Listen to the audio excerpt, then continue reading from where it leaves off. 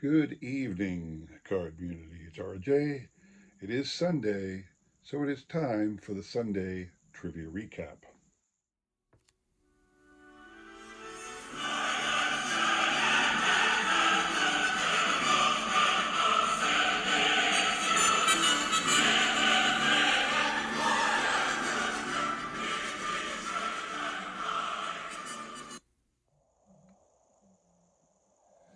Okay, a little late of a video for me because I was enjoying my Father's Day festivities, so just finally getting down to cranking out my trivia recap. Hope you all don't mind. Did see a couple other people put out some cool Father's Day videos. I'll do a little bit of Father's Day talk as we're spinning. But again, we're here for some giving out some great trivia and prizes to everybody today. Monday, Wednesday, and Friday, that's what I do. And we do the recap on Sunday, which is today. So let's start with Monday's question. On Monday's question, we're continuing our theme of the month, which is this day in baseball history for June. On this day in baseball history, Monday, June the 10th, it was. So June the 10th, 1974. This player hit took a swing at a ball in the Astrodome, June the 10th, 1974. And the ball launched really high and far, so high that it hit a speaker dangling from the roof. And what would have been a monstrous home run turned into a really long single. And I said, who was that player? The answer, Mr. Mike Schmidt. Here is a card from 1998, actually, or 1995. It's from 1998. It is from the Topps Stars release.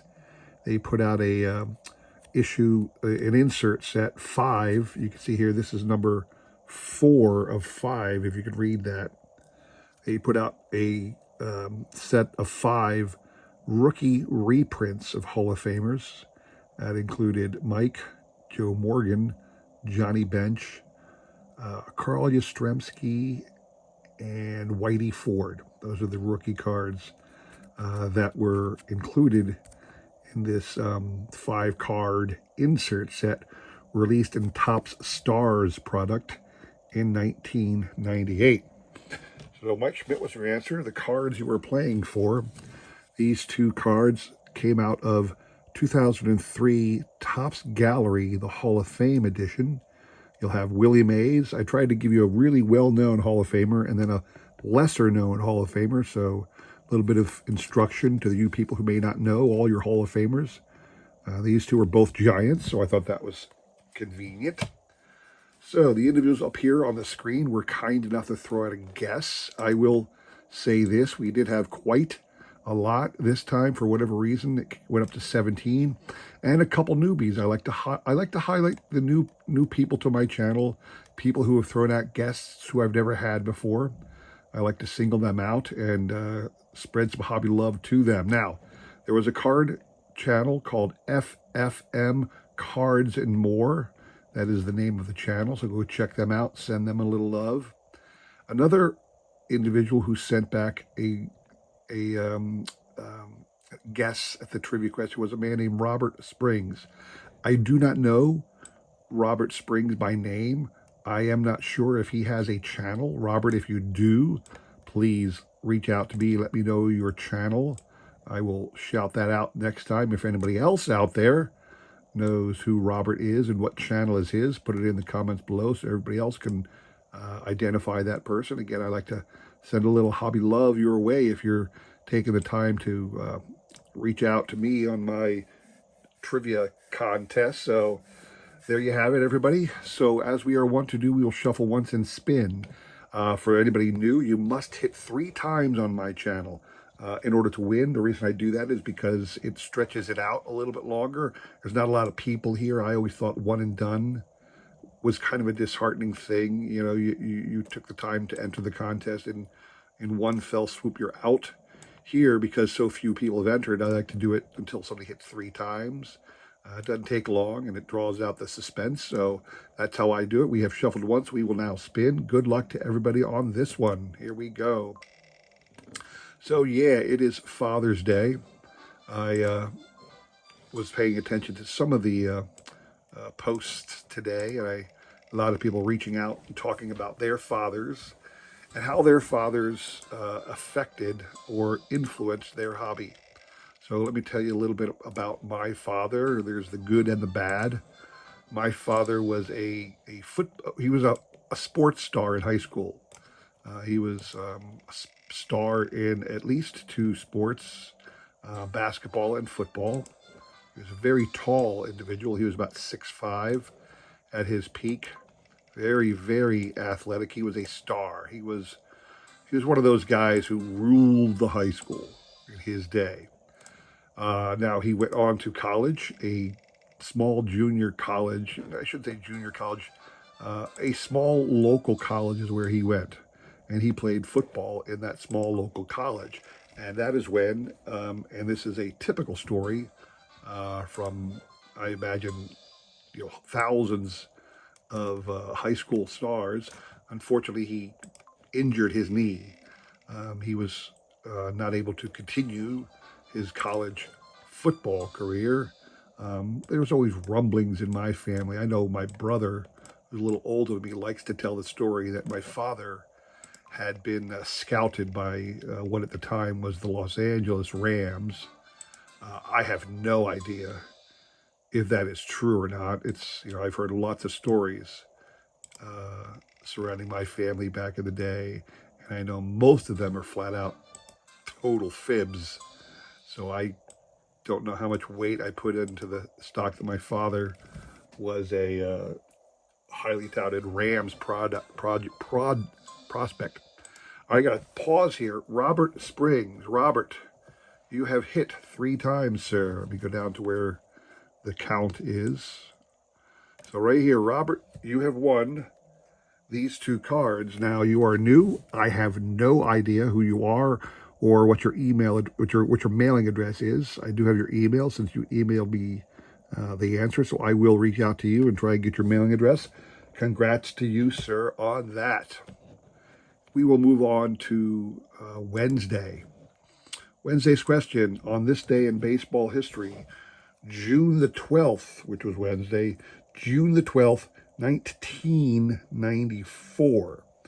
The White Sox were playing the Twins, and for the first time in baseball history, both starting pitchers hailed from Venezuela.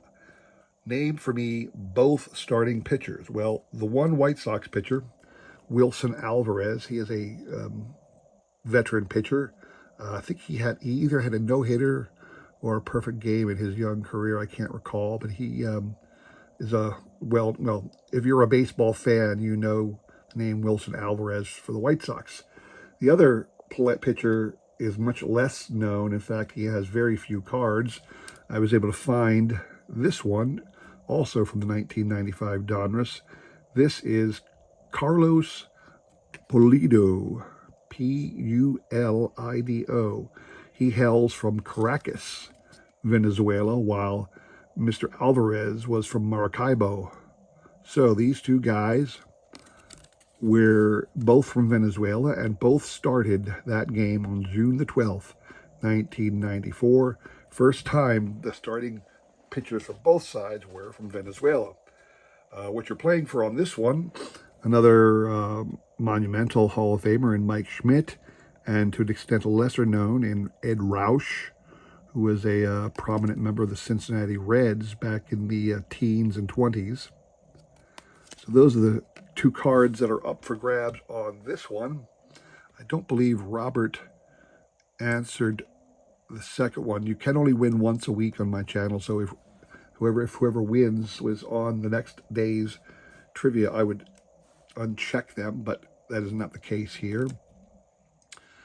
Shout out again to FF Cards and More. They are also, I think they threw out a guest for every day this week. I greatly appreciate it. Shout out to Callie and Jordan squad from coming back. I haven't seen you guys in a while. And every once in a while, Mike over at the Hot Corner sends out a guest. So thanks for that. Interestingly, we got Adam's Card Closet versus The Card Closet, Battle of the Closets. So As always, we will shuffle once and spin. Good luck to everybody on this one. So yeah, my father, although he was a high school great, he really kind of, his career ended right there in high school stardom.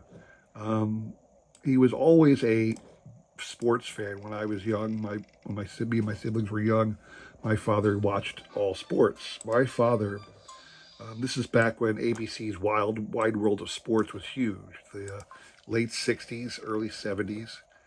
That is when ABC's Wild World of Sports was on all the time and had some of the best ever sporting events televised for us. So, my father was a sports junkie at any one time. He could tell you what the best bowler is, who the best downhill skier was, who the best skeet shooter was, who was the best jockey in the world. My father watched sports constantly. Now, I personally, I played the Little League. I played soccer. One year I played basketball. I played youth sports. I was never any good. I'm not a good sports player. Part of it is that I do suffer from asthma. It is not a big part of my life, but it's there. So I was never, a track star or a football star or anything like that. My dad did coach our little league teams a couple of years. Not often, but he did a couple times. So anyway, at one time I remember, I don't know if he particularly was the first one to buy me a pack of cards. Ooh, pause the story again. Because I saw the card closet. Sorry, Adam, it was the other closet win. So I think I have your information, Mr. Card Closet. I will be sending these cards your way. Congrats to you, sir. We'll move on to Friday, and I'll finish the story about my dad and his influence on my hobby. So on Friday, we are up to June the 14th, and it was June the 14th, 1870. This day in baseball history, June the 14th, 1870. The Cincinnati Red Stockings, baseball's first all-professional team, began a national tour in 1869, taking on all comers, and went undefeated in the year 1869. Again, as I told it that day, depending on the counts you read, I did read some that suggested they tied one or two games, but were not defeated. Games were played during the day, obviously, back then, so if it got too dark, they couldn't continue. Also, perhaps it rained because they didn't have satellite dishes, so they didn't know. They didn't have satellites in space telling you the weather. If a sudden storm came up, they had no way of knowing about it. Anyway, they went undefeated in 1869, but they started out, again, undefeated in 1870 until June the 4th, 1870, when they played this team and lost. It was an epic battle that went 11 innings and ended 8-7 with this team victorious. Name that team. The answer is the Brooklyn Atlantics. This is a card from the Origins of Baseball set from 1994. American Archives released it. I'm not really sure who they are or why they did this, but it shows a picture of the Brooklyn Atlantics Club, probably sometime around that defeat. It doesn't mention it here.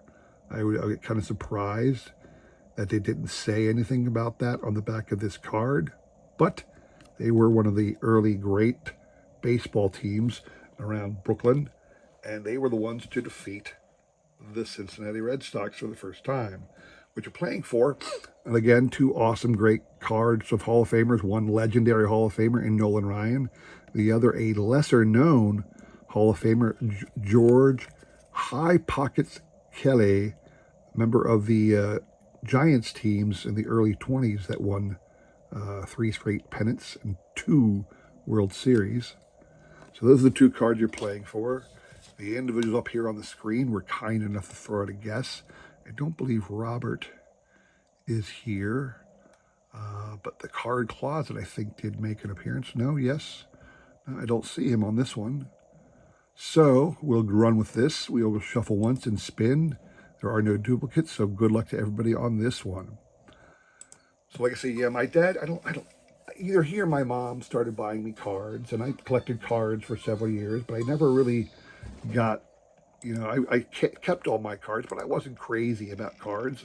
I'm one of the few people who kept my cards, my youth cards. I still had them when I got older. But my dad also bought me a book about baseball. Now, it was a big, thick book, and I really wasn't into baseball the way I am now. Not that I played, I collected cards, but I wasn't a history buff the way I am now in baseball. Well, he bought me a book card called The Image of Their Greatness. It was written by Lawrence Ritter, and another person, Larry Ritter, wrote the well-known book, oh gosh, I'm blanking on it now, The Glory of Their Times. And this one was a huge biography of baseball. And it sat on my shelf for a few years until I got back into cards in the late 80s. And then I read it, and I read every page of that. That's 3 for Good Nerds, isn't it? Yeah, it is 3 for Good Nerds. So I'm going to finish my story. So I read every page of that book. And that's what reading that book, The Image of Their Greatness, is when I really developed my passion for baseball.